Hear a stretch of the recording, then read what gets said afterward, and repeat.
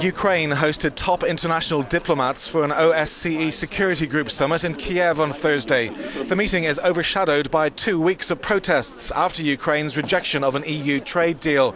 Journalists gave arriving delegates statements and photographs of reporters and cameramen who were beaten by riot police while covering the protests last week. We came here to meet the foreign ministers arriving for the conference. We gave them exact information about what happened to journalists covering the protests outside the presidential administration. We handed out photos that show the riot police preventing journalists from doing their job.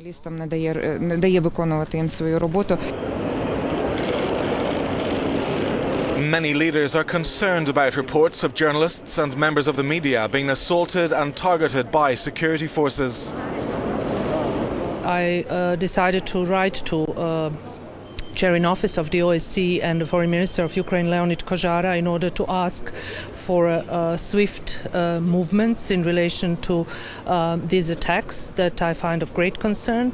I raised my voice also for your colleague, Roman Kuprianov, who was attacked, and many others. As we know, there are more than 40 journalists that were attacked or beaten, mainly by law enforcement agencies.